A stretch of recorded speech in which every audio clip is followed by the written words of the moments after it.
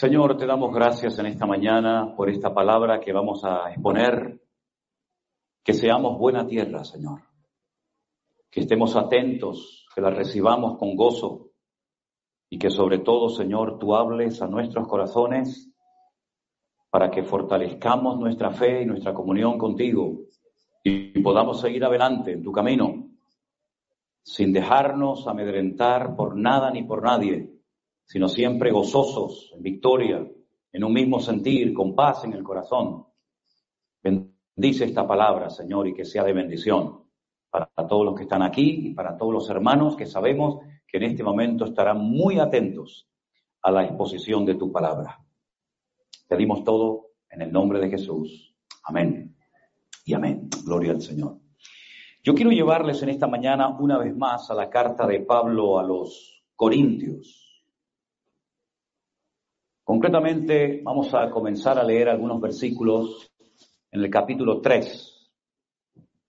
Y mientras van buscando esa porción de la Biblia, decirles, como ya saben ustedes, que la iglesia de Corinto fue fundada y pastoreada aproximadamente por un año por el apóstol Pablo. Él venía de Grecia, donde dice que su espíritu se enardecía viendo a la ciudad totalmente rendida, totalmente entregada a la idolatría. Allí en Grecia no fundó, no estableció una congregación, curiosamente,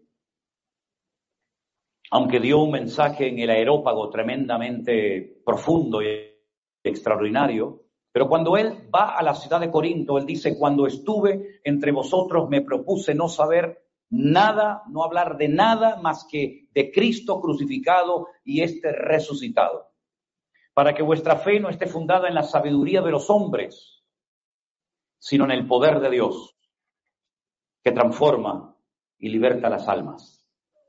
Y aquí en esta ciudad de Corinto, una ciudad corrupta, una ciudad de una promiscuidad sexual terrible, donde abundaban los templos paganos por todas partes.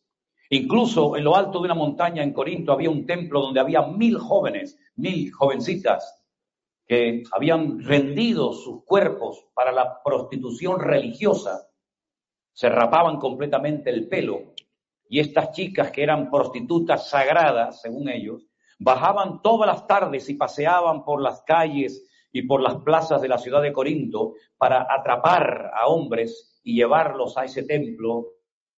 Y allí ustedes se pueden imaginar todo lo que hacían. Muchas de esas mujeres rapadas, porque eran prostitutas, y esa era la costumbre de las prostitutas en Corinto, se convirtieron. Y es entonces cuando Pablo habla por primera y última vez de un tema que tiene que ver solamente para mujeres que se habían rapado la cabeza porque habían ejercido la prostitución en uno de esos muchos templos de Corinto, y les dice, a la mujer se le dio el cabello en lugar de velos, pero si no tiene pelo, por lo que sabemos que no tiene el cabello, cúbrase para no avergonzar a sus maridos, ¿no? Y para que nadie en la iglesia sepa lo que tú te dedicaste antes de convertirte a Cristo y dejar la idolatría y el paganismo y todo eso y seguir al Señor, ¿verdad? Y le da, digamos, esta solución a las mujeres hasta que, como dice la Biblia, les creciera el cabello, el pelo.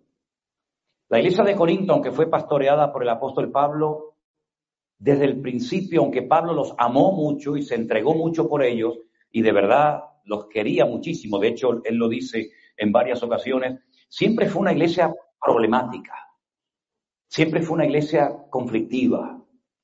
Y he elaborado una pequeña lista de algunos de los problemas que había en la iglesia para que conozcamos un poquito cómo era esa congregación, para ver si a usted le gustaría formar parte de la membresía de la iglesia de Corinto, creyendo que era mejor que la nuestra.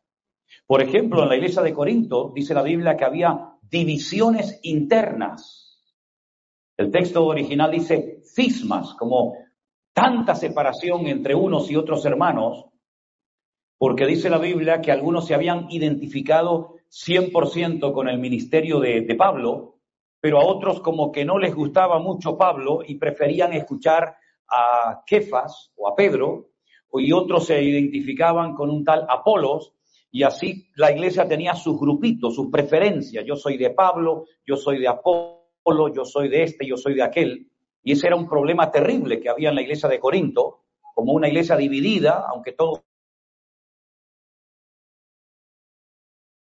se reunían. Luego también hubo durante un tiempo en la iglesia un terrible caso de inmoralidad, tan grave que el apóstol Pablo ni en el mundo, entre el mundo de los impíos, en el mundo de los incrédulos, jamás yo he oído semejante barbaridad, semejante pecado, y es que una persona de la iglesia mantenía relaciones sexuales con su madrastra, ¿verdad?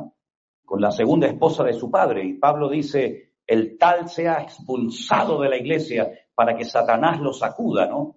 Y a ver si reacciona de esta manera. Fíjense qué iglesia, ¿no? Y todo el mundo lo sabía, pero nadie decía nada, nadie actuaba. Pablo también observa que en la iglesia de Corinto había un desorden, un caos terrible a la hora de manifestarse lo que se conoce como los dones del Espíritu Santo. Curiosamente, en la Biblia solamente hay 2 listas donde aparece el tema de los dones del Espíritu Santo. Romanos capítulo 12, Primera de Corintios capítulo 12. Pablo no está en contra de la manifestación de los dones del Espíritu Santo en la iglesia de Corinto, pero él quiere poner orden porque a la hora de que estos dones se manifestaran, a la hora de ser utilizados en alguno de estos dones, lo hacían incorrectamente, y por eso hay capítulos enteros, como por ejemplo el parte del 12, parte del 14, que Pablo dice cómo hay que actuar, cómo hay que usar, cómo hay que dejarse usar por el Señor en uno de estos dones, pero realmente lo estaban haciendo muy mal. Y Pablo dice que si alguien entraba de la calle y viera cómo estaban haciendo las reuniones, iban a llevarse una mala impresión, una mala imagen de la iglesia, incluso dirían, esta gente están todos locos. Por otra parte, también había hermanos que estaban peleados unos con otros, iban a los jueces inconversos y se denunciaban los unos a los otros. Y Pablo dice, esto es una vergüenza, no hay suficiente sabiduría y conocimiento en la iglesia para que se sienten los hermanos y se lleven bien. Si hay algún pleito, sea económico, sea de la índole que sea, ustedes no tienen que recurrir a los jueces, a los tribunales del mundo para que solucione los problemas de la iglesia. En todo caso, el mundo tendría que llamarnos a nosotros para que les ayudemos a ellos y no nosotros pedirle a ellos que nos ayuden a nosotros. Lo mismo ha pasado con la música, ¿no? Se han metido tantos sonidos y tantos estilos y tantas formas de música del mundo con la excusa de que lo hemos como cristianizado, ¿verdad? Y en vez de imitarnos el mundo a nosotros, lamentablemente hay a veces que iglesias imitan al mundo para tener más gente, ¿no? Para ser más populares o más queridos. También en la iglesia había críticas muy fuertes contra el mismísimo apóstol Pablo. Algunos lo acusaban de haberse quedado con dinero, con ofrendas. Y Pablo tiene que defender su apostolado. Pablo tiene que defender su ministerio, porque que vengan críticas de la calle contra uno es normal. Pero que te critiquen tus propios hermanos en Cristo es una vergüenza. Pero eso pasaba en la iglesia de Corinto también. ¿Les gustaría ser miembros de esta iglesia? Pues valora lo que tienes entonces. Valora lo que tienes. También había problemas, como hemos dicho en esta mañana, a la hora de participar de la Santa Cena. No se hacía la Santa Cena o la comunión o el pacto, recibe diferentes nombres como lo hemos hecho en esta mañana. Que ustedes han recibido un trocito de pan y una copita de vino o de zumo de uva. En aquellos tiempos se hacía un banquete, lo que se conocía como un ágape, una comida, y la gente pudiente, la gente con un alto poder adquisitivo, llevaba mucha comida a la iglesia el día que había Santa Cena, hacían una confraternidad, pero había gente que no tenía tanta capacidad económica y dice que algunos hasta pasaban hambre en la iglesia. Uno se pregunta por qué los que tenían mucha comida no compartían a los que no tenían nada o poco. Bueno, Pablo habla por primera vez, y me gusta el concepto, la palabra que Pablo utiliza aquí, dice para que haya igualdad en la iglesia. No haya esas diferencias, ¿verdad?, entre unos y otros. Y además dice que algunos el día de la Santa Cena se emborrachaban dentro del culto, dentro de la iglesia se emborrachaban, porque aunque para ustedes suene fuerte por la cultura y por el país en el que vivan, la Santa Cena se celebra con vino. Y en Europa y en Israel y en todas partes de Europa, en las congregaciones, la Santa Cena se celebra con vino. Y algunos dirán, pero pastor, ¿Jesús bebía vino? Sí, claro que bebía vino. No se emborrachaba, pero bebía vino. Lo que pasa es que hay personas que no saben beber. Para que el vino no tenga alcohol, solamente hay dos formas: por envasado al vacío o por un proceso químico. Pero si usted pisa las uvas, y dicho sea de paso, Elena ha pisado uvas cuando era jovencita en el pueblo donde ella vivía, si usted pisa las uvas y las pone en un tonel, en una barrica de madera, usted al poco tiempo va a oír que eso hierve, eso fermenta, y no hay que meterle alcohol, eso ya tiene alcohol por sí mismo. La Biblia no prohíbe el beber vino, y mucho menos en la Santa Cena, lo que prohíbe es emborracharse. Y hay algunas personas que mejor que no lo toquen porque no tienen control. Si lo que no tienes control de algo, ese algo te va a controlar a ti. Pero por eso dice que había gente que se emborrachaba en la iglesia de Corinto, y consumo de uva, que yo sepa, no se puede emborrachar nadie. También había problemas doctrinales. Algunos decían que la resurrección ya se había producido, y otros decían que eso de la resurrección era mentira, que nadie iba a resucitar. Y por eso Pablo escribe un capítulo monográfico extraordinario, precioso. El capítulo 15 de Primera de Corintios es un capítulo que habla fundamentalmente del tema de la resurrección, presentando testigos, presentando argumentos, ¿verdad?, para demostrar que la resurrección es bíblica y que nosotros tenemos que esperar la resurrección, ¿verdad? Porque si Cristo resucitó, nosotros también resucitaremos con Él. Pero si Cristo no resucitó, que era lo que algunos decían, pues tampoco nosotros resucitaremos. Y seguimos siendo esclavos de nuestros pecados, etcétera, etcétera. Así que no era una iglesia fácil de pastorear. Ninguna iglesia es fácil de pastorear, porque trabajar con gente es lo más difícil del mundo. Usted sabe eso, ¿no? No lo sabe. Bueno, yo se lo digo. Trabajar con gente es muy complicado. Como dije antes, nunca llueve al gusto de todo. Ahora bien, ¿tenía remedio la iglesia de Corinto, sí o no? Claro que tenía remedio. Por muchos problemas que hubiera dentro de la congregación, había remedio para la iglesia de Corinto, la de Esmirna, la de Pérgamo, la de Éfeso, la de Tiatira. Siempre hay remedio, siempre y cuando, subrayo, siempre y cuando la persona quiera cambiar y quiera adaptarse a Dios y no pretender que Dios se adapte a él o a ella. Cuando una persona quiere cambiar, Dios le va a ayudar a cambiar. Cuando una persona quiere crecer y madurar, Dios le va a ayudar a crecer y a madurar. Pero cuando una persona se niega a cambiar, no vas a cambiar, porque Dios no se mete donde no lo llama. Yo siempre he dicho como pastor, y se lo digo a nuestros pastores, porque yo soy pastor de pastores, le digo, no pierdan el tiempo con gente que no quieren cambiar. Se absorben, quieren siempre ser atendidos, más y más, pero en el fondo no quieren cambiar. Están contentos con su situación, tal vez de desorden, de desobediencia, con su carácter, con sus tradiciones.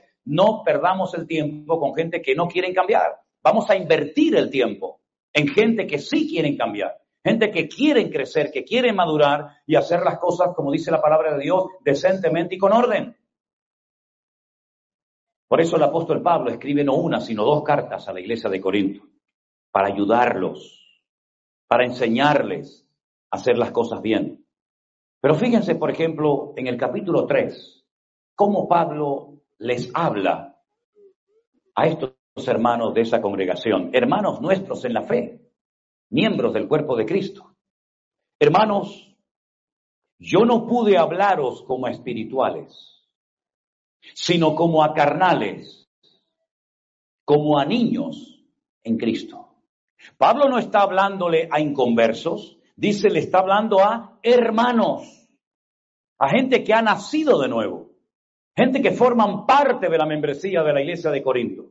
Pero a esos hermanos les dice que son carnales y que son como niños en Cristo. No se han desarrollado, no han crecido, se han estancado en su crecimiento espiritual. Pablo en la carta a los Corintios, en esta primera carta, presenta a 3 tipos de personas. El hombre natural, 1 Corintios 2:14. El hombre espiritual, 1 Corintios 2:15. Y cristianos carnales, 1 Corintios 3:3. El natural es el que no conoce a Dios, el que no entiende las cosas de Dios, el inconverso, el que le da la espalda a Dios y a su palabra permanentemente, el que se ríe y se burla del evangelio, el que rechaza la palabra de Dios, ese es lo que la Biblia llama el hombre natural, el que tiene su espíritu muerto, come, camina, respira, viaja, etcétera, pero está espiritualmente muerto. Por eso no puede entender las cosas de Dios, porque para él son locura. Ese es el hombre natural, según la Escritura. Luego está el hombre espiritual, el hombre que ha nacido de nuevo, el hombre que ha dejado su antigua vida y quiere ir en serio con el Señor. El hombre que ora, que se esfuerza, que busca de Dios, de su palabra. El hombre que quiere cambiar, que quiere agradar a Dios, que quiere renunciar a sus caprichos, a sus ambiciones personales para hacer la voluntad de Dios. Ese es el hombre espiritual. Y luego Pablo habla del creyente carnal, el creyente que, aunque todos somos de carne, pero le da más rienda suelta a la carne, a sus pasiones, a sus tendencias, a sus tentaciones, que a la voluntad de Dios. Por eso hay palabras en el texto griego muy interesantes. Por ejemplo, la Biblia nos enseña que todos somos de carne.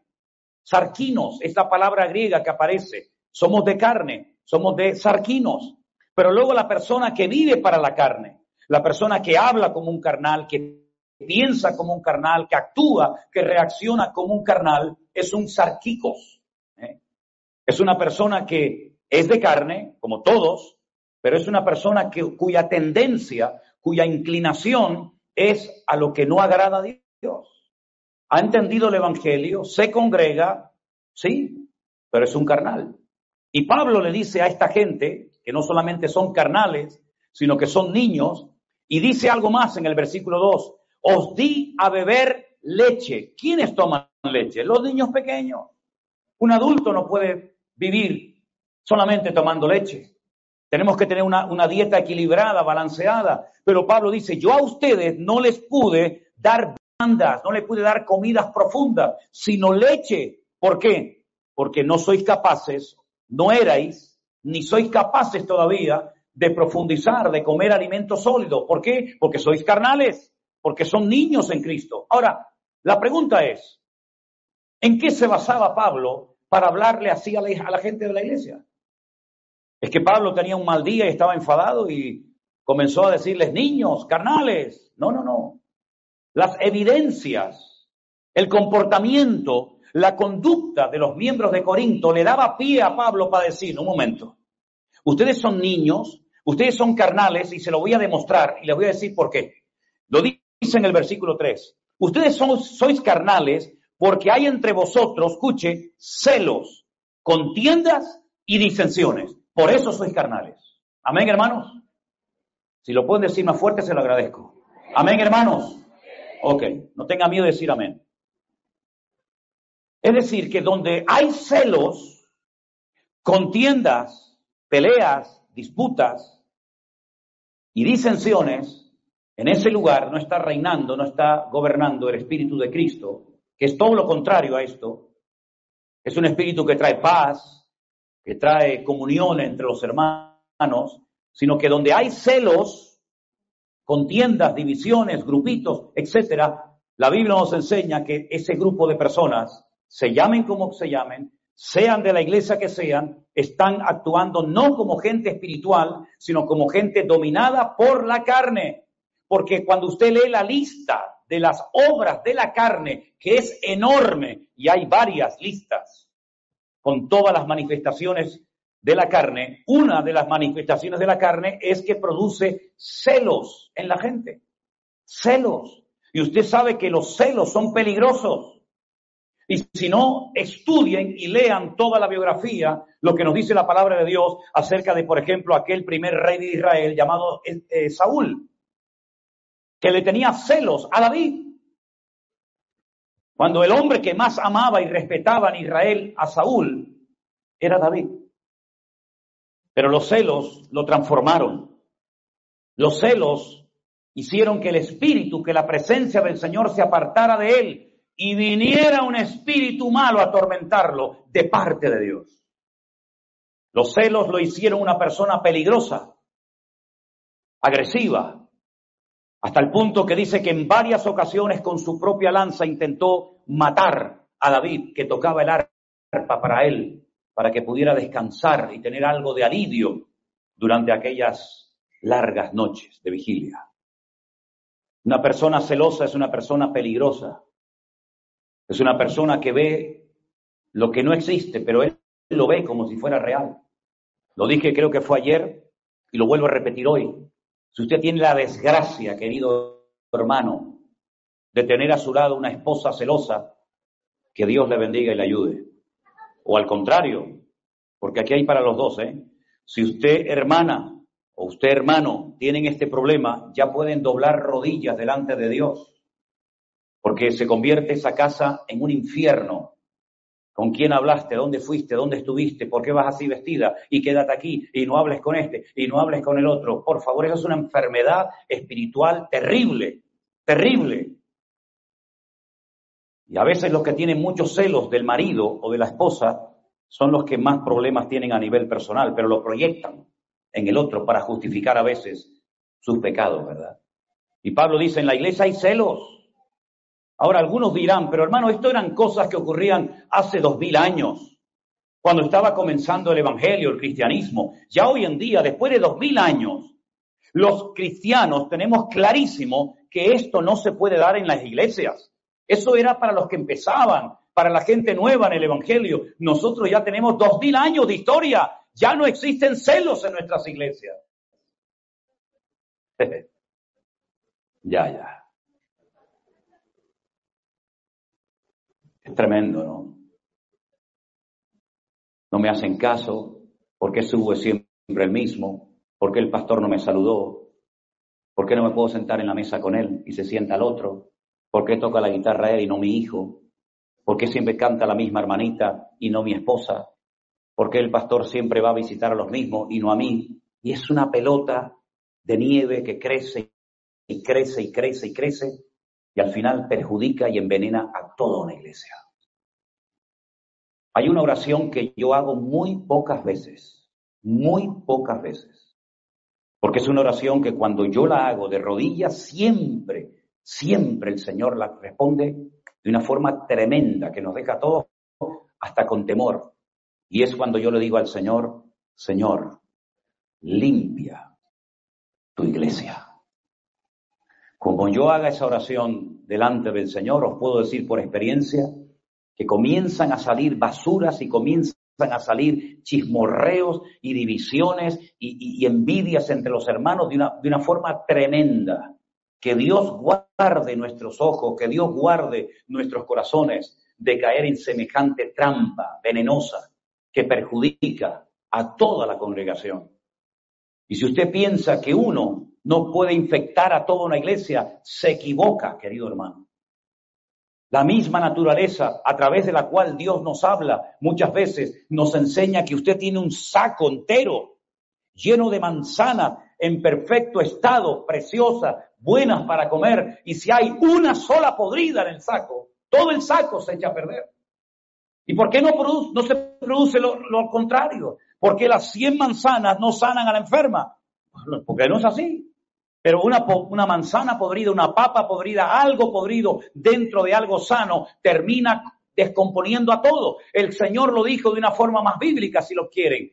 Un poco de levadura leuda toda la masa.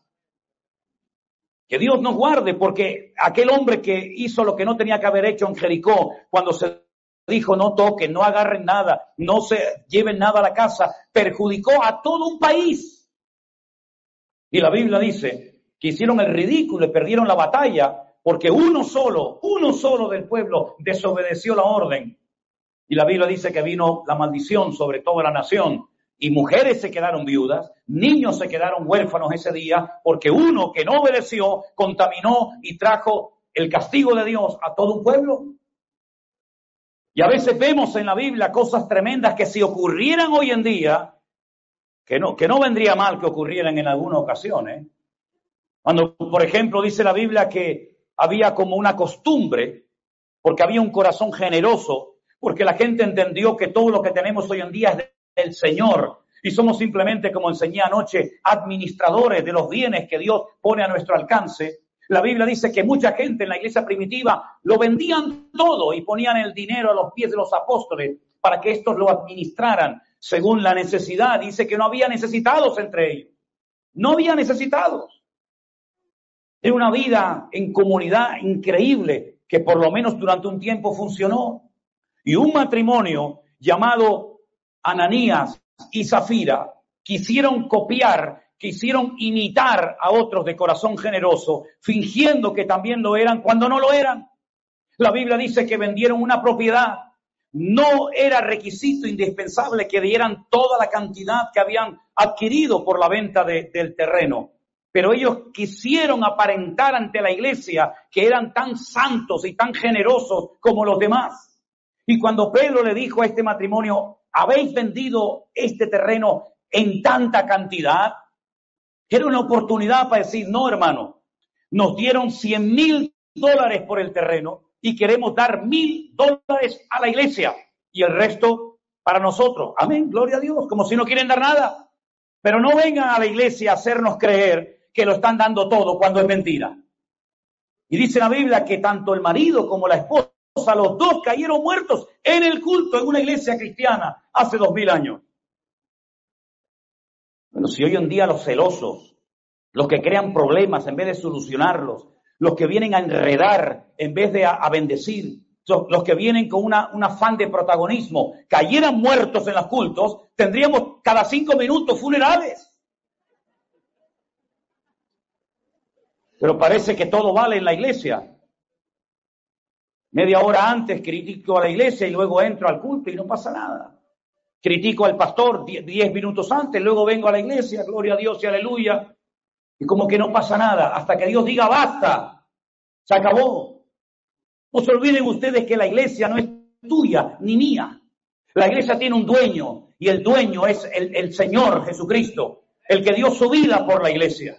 Y llegará el momento cuando Dios le diga a toda esa gente que aparentan pero que no son, basta, amigo, hasta aquí llegaste. Y ya el Señor en el 2020, en marzo, y yo lo tengo grabado a fuego en mi alma, ya nos dio un toque de atención a los cristianos. Sí, al mundo, sí. Pero yo veo que el Señor paró, frenó a la iglesia. Y nos enseñó que o nos volvemos espirituales y nos volvemos a la palabra y ponemos al Señor en primer lugar en nuestra vida, o la iglesia va a ir de mal en peor.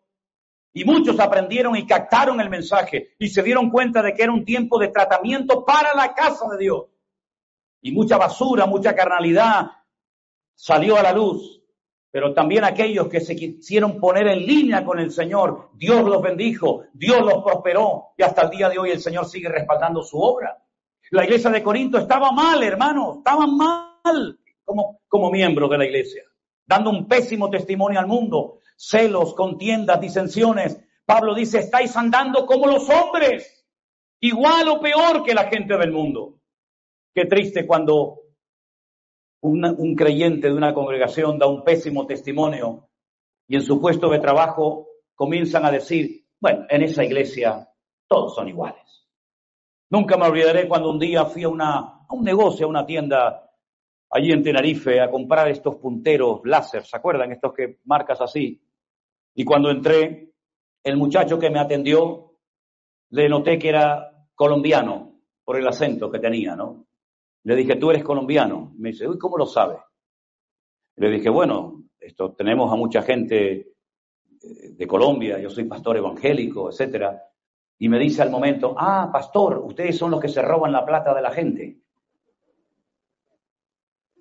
Y le dije, tranquilito, no te pases ni un pelo conmigo, amigo.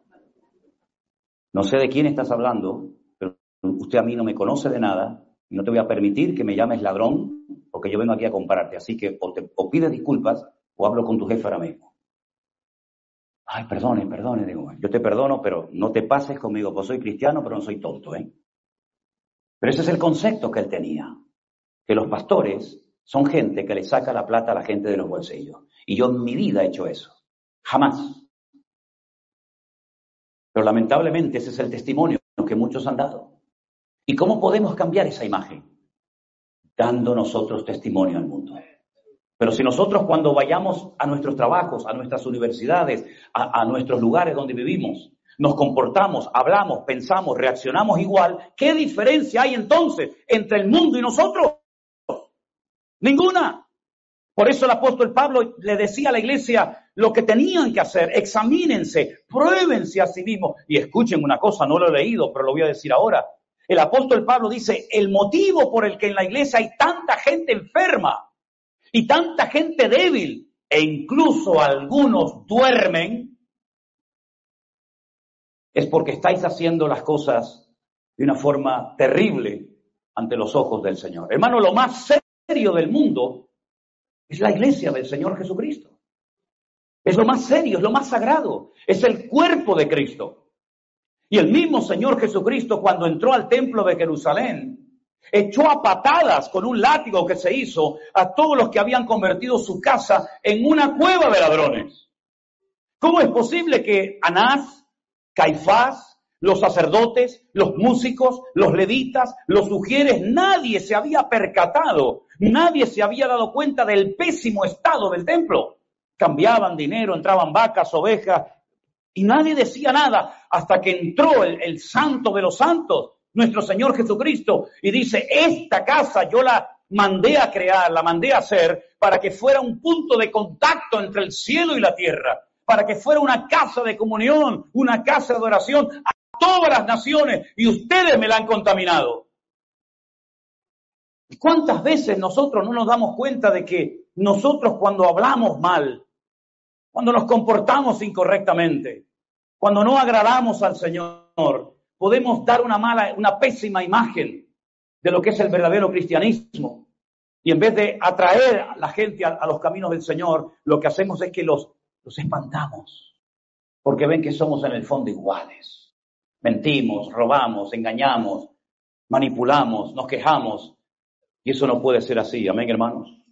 Pablo dice, ¿cómo es posible que uno diga, yo soy de Pablo, yo soy de Apolos, yo soy de Cefas, carnales, niños en Cristo? ¿Quién es Pablo? ¿Quién es Apolos? Somos servidores por medio de los cuales habéis creído, y eso según la gracia que Dios le dio a cada uno. Yo planté, dice Pablo, Apolos regó, pero el crecimiento, quien lo ha dado, ha sido el Señor. Así que ni el que planta ni el que riega es algo, sino Dios que da el crecimiento. Gente que le había dado lugar a la carne, se habían acostumbrado a pecar, aún siendo cristianos. Ahora, una cosa es pecar por ignorancia, no lo sabía, perdonen, y otra cosa es pecar a sabiendas, sabiendo que lo que estoy haciendo está mal, pero lo sigo haciendo. Hay creyentes que su filosofía de vida es, bueno, ya he dejado la bebida, he dejado el alcohol, he dejado los grandes vicios de la vida, he dejado, pero luego no hacen nada. Y no hay ningún mérito que usted haya dejado de ser un alcohólico, no hay ningún mérito, Es que nunca tenía usted que haber sido un alcohólico. No hay ningún mérito en dejar de ser un hombre mujeriego. No hay ningún mérito en eso. Nunca tenía que haber sido así.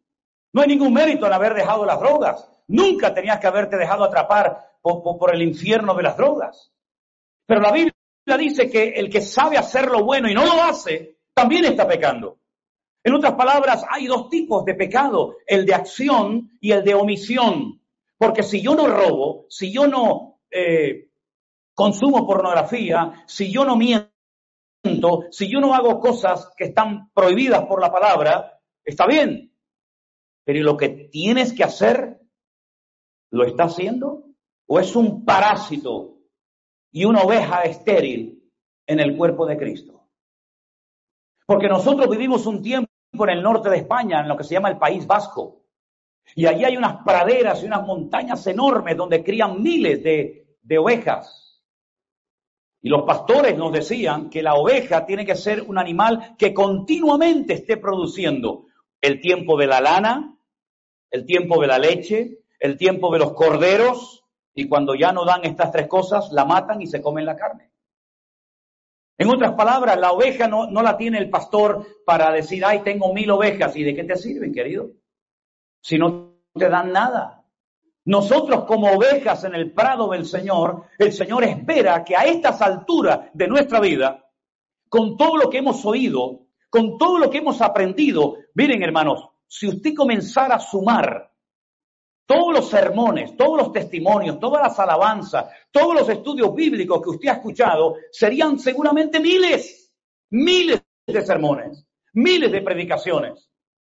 Y muchas veces la gente oye los sermones y oye la palabra y vienen a los cultos y se conectan a internet, pero no se producen esos cambios radicales en cada uno de nosotros, porque creemos que ahora como cristianos Dios tiene la obligación de bendecirme, de cuidarme, de prosperarme, pero yo no tengo que cambiar en lo más mínimo. No, Señor, hermano.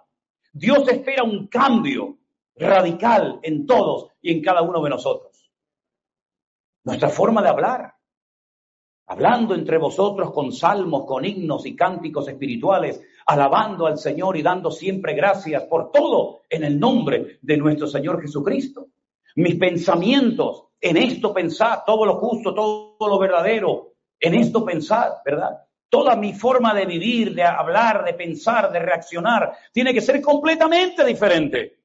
Es verdad que no tenemos muchos datos físicos sobre la figura, sobre la persona de nuestro Señor Jesucristo, es cierto. No sabemos si era alto o bajo, si era rubio, moreno o pelirrojo, no lo sabemos. No sabemos el color de los ojos de Jesús. No sabemos si era flaco o gordo, no lo sabemos. Cada uno se lo imagina a su manera. Pero que sí sabemos cómo hablaba, cómo reaccionaba, cómo vivía, cómo se comportaba. Claro, porque eso es lo realmente importante. Vayan, por ejemplo, al Sermón del Monte, Mateo 5, 6, 7, y ahí van a ver una radiografía del carácter, de la esencia del Señor Jesucristo. Manso, humilde, misericordioso, sensible, pacificador, aguantando la prueba y encomendando la causa al Padre y no devolviendo maldición por bendición. Así era Él y así tenemos que ser todos y cada uno de nosotros. El apóstol Pablo, como padre de la iglesia, por ejemplo, tomó una medida muy radical. Parece que no tenía amor, pero claro que tenía amor, no se preocupen que lo tenía todo. A ese perverso, dijo, al que se acostaba con su madrastra, al inmoral, dice, echadlo, sacarlo. Eso es un cáncer dentro de un cuerpo sano, cójanlo y échenlo. Y después cuando le llega la noticia de que este muchacho por lo visto se arrepintió y reconoció su pecado, Pablo escribe una segunda carta y dice, vuelvan a admitirlo en la iglesia, ahora que se ha arrepentido, no antes, que estaba jugando no sé a qué, vuelvan a admitirlo para que no sea consumido en demasiada tristeza, dijo el apóstol Pablo. Tenemos que ser sacudidos porque si no somos confrontados, el cambio no se producirá en nuestra vida. Y hay congregaciones donde la gente nunca se siente aludido. Hagan lo que hagan o digan lo que digan, siempre todo está bien. El sermón siempre pasa por encima de la cabeza de la gente y nunca se sienten aludidos. Se hablan de oración, se habla de evangelizar, se habla de fe, se habla de perdón y nunca se sienten aludidos por nada, porque tienen, como dice la Biblia, sus corazones cauterizados, están en una insensibilidad constante y permanente. Pero la palabra del Señor nos dice que Él quiere sanar las heridas del corazón, quiere romper las ataduras de nuestra vida y quiere que seamos una iglesia sensible, una iglesia según el corazón del Señor, que sintamos como Él siente, que veamos como Él ve, que hablemos como Él hablaba y que seamos como Él fue. ¿Cuántos dicen amén? Pero todo eso no se logra, no se alcanza de la noche a la mañana. Si usted fue una persona inconstante, impuntual, como inconverso, no piense que por entrar a una congregación y comenzar a congregarse y escuchar 4 sermones y 3 canciones, ya automáticamente usted se va a convertir en el hombre más puntual del mundo. No, será su área de debilidad que tendrá que trabajarla y ponerla en las manos del Señor. Si usted fue una persona de lengua larga, ¿me explico? ¿Saben lo que es, no? Octa, muy bien. Si usted fue una persona que siempre criticando, siempre murmurando, y usted se convierte hoy, usted sigue teniendo esa debilidad en su carácter. Y usted en vez de criticar a los de afuera, ahora criticará a los de adentro. Porque siempre lo hizo, siempre lo practicó. Usted creó un hábito. Usted le enseñó a su cuerpo a reaccionar de una manera incorrecta. Y ahora tendrá que desprogramarse y permitirle al Espíritu de Dios que corte esas ataduras, esa forma de actuar, esa forma de vivir. Y no diga, es que yo soy así, pastor. Pues deje de ser así, mi hermano. Si usted es así, ya no puede seguir siendo así. Es que mi padre, a mí me da igual quién fue su padre, su madre o la madre que lo parió. Usted tiene que ser como Cristo, no como su padre, su abuelo, su primo, su cuñado. Es que nosotros, los García, los Sierra, los López, los Alvarado, los Rodríguez, a mí me da igual su apellido, querido hermano. En la Biblia no se menciona el apellido de nadie. En la Biblia lo que nos dice es que el que no nace de nuevo no puede entrar en el reino de los cielos. Y es tiempo de que en este país y en el mundo entero, verdaderamente los que dicen que aman a Dios se comporten como el Señor quiere que nos comportemos. Porque si no somos luz y si no somos sal de la tierra, entonces ¿qué somos en este momento? Calientabancos, domingueros. ¿De qué sirven dar diezmos y ofrendas a la iglesia si usted es un carnal como eran los hermanos de la iglesia de Corinto? Quédese con sus diezmos y con sus ofrendas. Lo que cambia el corazón del hombre es cuando usted se humilla delante del Señor y dice como aquellos grandes varones de Dios: ¡ay de mí, miserable de mí! Como decía Isaías, ¿verdad? ¿Se acuerdan? Que siendo hombre inmundo de labios han visto mis ojos al Rey de Gloria. Esa sensibilidad que a veces lamentablemente se ha ido perdiendo con el paso del tiempo. Y a veces me llama mucho la atención, algo que he visto muchas veces como pastor, es ver que personas que llevan muchos años en el Evangelio, que ya supuestamente saben mucho y que han estado en diferentes congregaciones, que deberían de darle ejemplo a los que empiezan, después resulta que los que empiezan, los nuevos, comienzan a darle ejemplo a los viejos. ¿Lo ha visto alguna vez usted? Yo aquí no, porque aquí hay un nivel espiritual en América, ¿verdad? Diferente, ¿no? Pero ¿cuántas veces el nuevo tiene una sensibilidad, una humildad, una sencillez, que a veces el cristiano viejo, que ya se lo sabe todo, según el que no sabe nada, se cree que ya no necesita consejos, ya no necesita, digamos, una exhortación, porque ya está en una posición superior? Y dice la Biblia que el concepto bíblico que tenemos que tener de nosotros mismos es considerando a los demás como superiores a uno mismo. ¿Cómo lo demostró? ¿Cómo lo enseñó de una forma objetiva el Señor?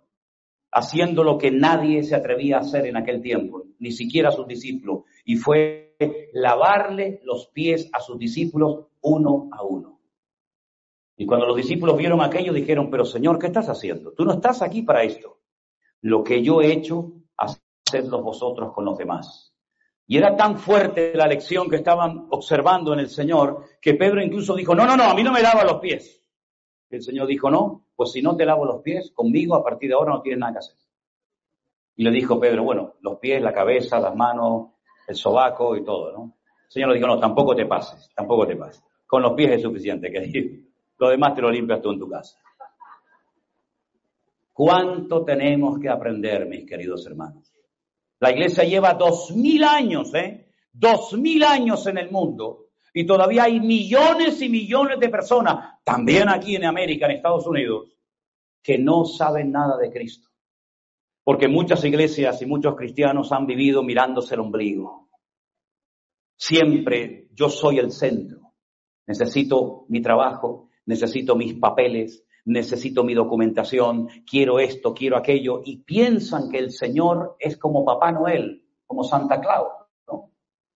Al cual cada mañana le presento mis peticiones y si no me las da me enfado. Hermanos queridos, es tiempo de madurar. Los únicos que impactan el mundo y transforman la historia son aquellos hombres y mujeres que están dispuestos a crecer, a madurar y a pagar el precio que sea necesario con tal de que a mi Dios no le digan nada malo, ni tengan un falso concepto distorsionado de su persona, de su obra, porque yo, como embajador, como representante de él, estoy dejándolo en una buena posición y en un buen lugar. Cuando vayas mañana a tu puesto de trabajo, a donde quiera que vayas, tal vez no querrán creer, no querrán leer la Biblia, pero ¿sabes qué? Yo siempre le digo a la gente que lean la Biblia viéndote a ti. Yo no leo la Biblia, no quiero saber nada de ese viejo libro, pero viendo mi forma de ser, viendo mi forma de actuar, viendo mi familia, viendo mi vida, van a leer la Biblia. Y puede ser que se despierte en ellos, Señor lo permita, el deseo de conocer al mismo Dios que un día te cambió la vida a ti y a mí, y que queremos obedecerlo y honrarlo todos los días de nuestra vida. ¿Cuántos dicen amén, hermanos? Yo quiero que piensen en esta congregación. No solamente a ellos les pasaron estas cosas. También es posible que pasen hoy en día situaciones parecidas en las iglesias. No hay una iglesia perfecta, Centro Evangélico Vida Nueva, evidentemente, no es un ministerio perfecto. No hay una iglesia perfecta, evidentemente. Pero dentro de nuestras debilidades, dentro de nuestras limitaciones como seres humanos, el deseo de nuestro corazón debe ser siempre, Señor, quiero agradarte en todo. Y para poder llegar a ese punto, y voy terminando, hay que hacer lo mismo que hizo el Señor Jesucristo la última noche antes de ser crucificado en la cruz del Calvario.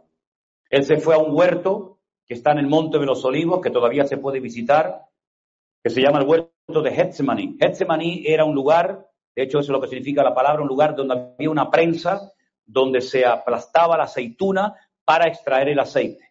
Se aplastaba 3 veces el aceite. La primera aceite que salía era la virgen, la pura, la buena, la de mayor calidad, que era para el servicio de la casa de Dios, para el templo. Luego había una segunda vez que se prensaba el aceite y esa era para el consumo humano, ¿verdad? Para cocinar y tal. Y luego la tercera ya era para lamparitas de aceite, etcétera, etcétera. Allí en ese lugar donde se prensaba la aceituna para extraer el oro líquido del aceite de oliva, que es una bendición, allí fue el Señor triturado y prensado por el Padre. Allí fue donde los evangelistas, algunos lo miraron y dijeron, mira lo que le está pasando al Señor esta noche. Está sudando como si fuera sangre. Sus vasos capilares estaban bajo una presión tan terrible que se rompieron y comenzó a sacar sangre por toda la cara. El Señor Jesucristo aprendió a trabajar bajo presión. La mayor presión de todos los tiempos, Él la experimentó en ese huerto, en ese jardín de Getsemaní.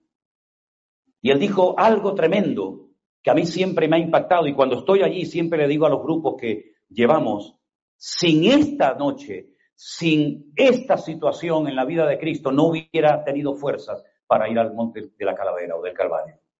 Porque allí fue donde el Señor entregó algo que todos tenemos, que se llama voluntad propia o libre albedrío, como usted lo prefiera. Y allí fue donde le dijo a su Padre, Padre, pasa de mí esta copa. Padre, pasa de mí esta experiencia traumática, terrible de la crucifixión. Mas no se haga mi voluntad, sino la tuya. Y rogó al Padre encarecidamente hasta que finalmente entendió que la voluntad del Padre era que muriera en la cruz. ¿Ha pensado usted lo que habría pasado si Él no hubiera ido a la cruz? Todas las cosas que no hubieran ocurrido si Él no hubiera ido. Pero gloria a Dios que no se negó, sino que renunció a su voluntad, porque no había otro que pudiera ocupar su lugar. Y Él aceptó con agrado la voluntad de su Padre. Romanos capítulo 12 dice, no os conforméis a este siglo, sino que sean renovadas vuestras mentes, ¿verdad? Y presentad vuestros cuerpos en sacrificio vivo, para que podáis comprobar cuál sea la voluntad de Dios, buena, santa y agradable y perfecta. En otras palabras, lo mejor que podemos hacer hoy aquí es renunciar a nuestra voluntad, ponerle nuestra agenda a los pies de Cristo, decir, ya no vivo yo, mas vive Cristo en mí, que se haga de mi vida, de mis hijos, de mi familia, de mi matrimonio, de mi ministerio, que se haga lo que tú quieras y no lo que a mí me gustaría que fuera. Y cuando renunciemos a nuestra voluntad, no nos vamos a quejar, porque todo lo que venga, como amamos a Dios, todo nos ayudará para bien. Y aunque andemos por aflicciones, sabemos que el tiempo presente, las aflicciones, las pruebas, no tienen ni punto de comparación con la gloria venidera que en nosotros ha de manifestarse. Y entonces podremos dormir y vivir en paz y ser felices y estar contentos con lo poco o con lo mucho, con lo que tengo o con lo que a lo mejor nunca tendré. ¿Por qué? Porque la voluntad de mi Dios es que yo me goce en cada momento y situación de mi vida. Hasta que no lleguemos a ese punto de una renuncia total, porque una cosa es la conversión, claro, entregarle los pecados a Él para que Él me los perdone. Hombre, ¿quién no lo hace? Hay que ser tonto, hay que ser ignorante para no decir, no, yo quiero tener paz, yo quiero que Él perdone mis pecados. Bueno, eso ya lo hiciste, pero ¿y ahora qué vas a hacer? Ahora todavía tu voluntad, las riendas de tu vida, las llaves de tu corazón, entrégaselas al Señor y ríndete a Él y dile, Señor, ahora que te conozco, ahora quiero servirte, ahora quiero ser un cristiano efectivo y no un inútil, no un parásito, siempre viendo defectos y apuntando con el dedo a los demás, sino que ahora quiero no crear problemas, sino aprender a solucionar problemas. no a producir guerra, sino a traer paz en medio del conflicto. Y entonces, y solamente entonces, podrás ser totalmente bendecido y feliz en el Señor Jesús. Aunque vivas en la misma casa toda tu vida, aunque nunca logres casarte, aunque no veas la respuesta a tu corazón, la paz de Cristo, que sobrepasa todo entendimiento humano, solamente, realmente la experimentan aquellos hombres y mujeres que se han rendido completamente a Cristo. Y nos vamos a rendir a las buenas o a las malas, porque el Señor sabe dónde te duele y sabe cuáles son tus puntos débiles, y por eso el Señor nos trata. Quiero terminar contándoles una historia. Hace unos días, antes de venir aquí, el pastor Alberto, uno de nuestros pastores en la isla de Fuerteventura, en las Islas Canarias, me llamó y me dijo, hay un matrimonio en nuestra congregación que me gustaría que los conocieras. Son hermanos fieles, hermanos que me han apoyado en el ministerio por mucho tiempo, y creo que ha llegado el momento, después de años, de nombrarlos oficialmente pastores o copastores de la obra en Fuerteventura. Él me llamó en varias ocasiones para recordarme esta conversación, y al final le dije, bueno, dile a este matrimonio, y tú también quiero que vengan a Tenerife. Vinieron a Tenerife, tuvimos una reunión, le hice 20.000 preguntas de todo tipo, siempre con una humildad, una actitud extraordinaria, aunque yo lo estaba pinchando para ver cómo reaccionaba. Aunque después ya me levanté, le di un abrazo y le dije, te estaba probando. Porque la Biblia dice que a los obreros primero hay que probarlos y luego aprobarlos. Primero probarlos y luego aprobarlos, ¿verdad? No al revés. Vamos a darle un trabajito a este para ver si se anima. No, metiste la pata. Pínchalo, pruébalo y cuando funcione lo apruebas. Mientras tanto no. Y le conté una historia a este matrimonio. Ahora el segundo fin de semana del mes de abril voy a viajar a Fuerteventura para ya encomendarlo oficialmente a la obra.